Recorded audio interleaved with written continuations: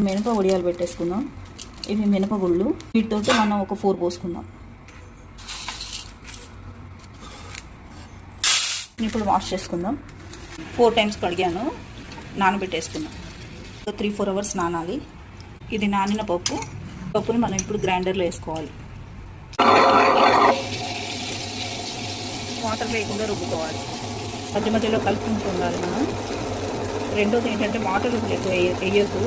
Water ఎక్కువ వేయడం వల్ల ఏమవుతుందంటే జారు వస్తుంది, మనకి మినపగుడి అని రాదు పెట్టడం. కొంచెం టైట్గా రుబ్బుకోవాలి, మెత్తగా రుబ్బుకోవాలి. పచ్చిమిర్చి తీసుకున్నాను, తొడిమెలు ఒలిచాను. వీటిని ఇప్పుడు మనం కడుక్కొని వాష్ చేసుకొని చక్కగా మనం రుబ్బేసుకున్నాం. వీటిలోకి ఏమేమి కావాలో చెప్తాను. మీరు ఎంత కారం తింటారో అంత వేసేసుకోండి. జీలకర్ర నేను ఒక 2 స్పూన్స్ ఇస్తున్నాను. 12 నుంచి 15 వేసాను మిర్చి. జీలకర్ర 2 స్పూన్స్. సాల్ట్, పిండిను దీన్ని బట్టి వేసుకుందాం, మిర్చిని బట్టి.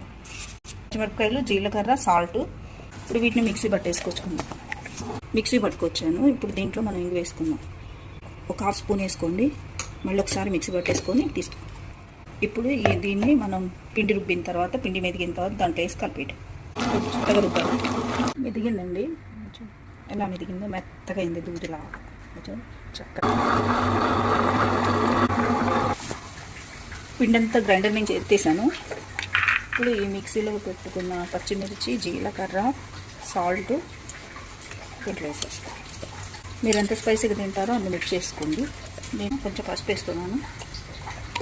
మళ్ళీ ఒక 1/2 స్పూన్ సాల్ట్ వేసుకోండి. దీంట్లో వేసాను, దీంట్లో వేయలేదు. ఎక్కువ వేసుకోకండి, మళ్ళీ ఉడియాలు ఎండితే ఉప్పు బయటకు వస్తుంది. మంచిగా కలుపుకోవాలి.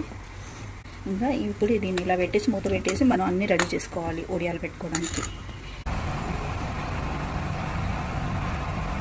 ఫస్ట్ ఉడియం మీద మనం కుంకుమ ఫస్ట్ పెట్టుకోవాలి. మనం ఏమనాలంటే పెళ్ళిళ్ళకి రా, ఉపనయనాలకి రా అని భగవంతుని తలుచుకొని ఇట్లా మంగళప్రదంగా పెట్టుకోవాలి. ఇది గ్రౌండ్నట్ ఆయిల్ది ప్యాకెట్ అండి. ఇప్పుడు దీంట్లో నేను 1/2 కట్ చేసుకొని, 3/4 కట్ చేసుకొని ప్యాకెట్ని ఇట్లా అడ్డంగా ఇది రబ్బర్ బ్యాండ్ వేసాను. ఈ మూలన్నా కట్ చేసుకోవాలి. మనం కట్ చేసేసుకొని ఇలా పెట్టేసుకోవాలి.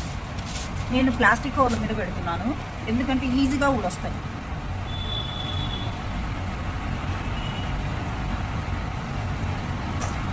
కొంచెం మందంగా ఉతుకోండి, ఎందుకంటే ఎండితే పలచగా అవుతాయి.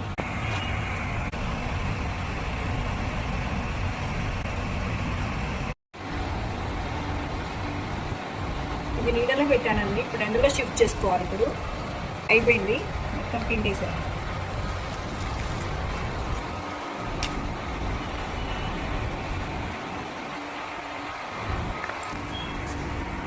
ఉడియాలు బాగున్నాయండి. ఎలా వచ్చినాయి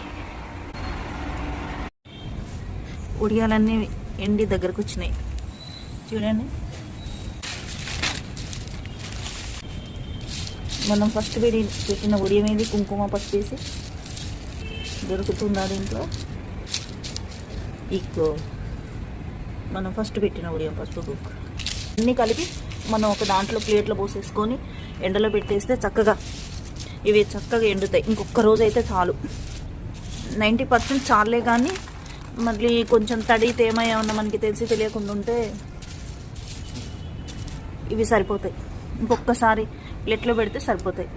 ఒక 2 అవర్స్ చాలు. ఇంకొక 2 అవర్స్ ఎండబెడితే రేపు ఒక్కరోజు ఉన్న తేమ కూడా ఏమైనా ఉంటే లాగేసుకుంటుంది కదా. ఒకటి తిని చూసానండి, ఎంత బాగున్నాయో కరకరలాడుతూ. చూసారా, చక్కగా ఎండినాయి కదా.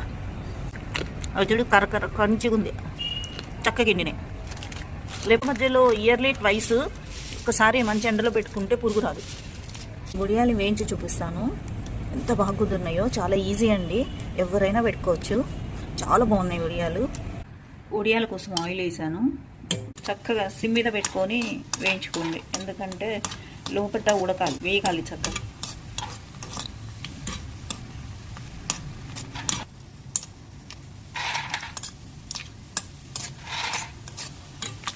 ఈ మళ్ళీ తర్వాత ఇట్లా వేయించుకొని పప్పులు కూరలలో తినొచ్చు. మళ్ళీ తర్వాత మనం యాక్చువల్గా వంటలలో కూడా కూరలలో వేసుకోవచ్చు. ఇవి కూరలలో వేసుకొని కలిపి చేస్తారు కూరలు, కర్రీస్ చాలా బాగుంటాయి.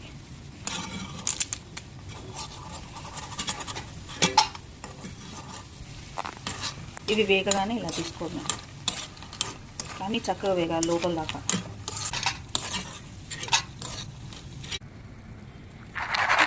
పొడియాలు వేయించుకున్నాం కదా,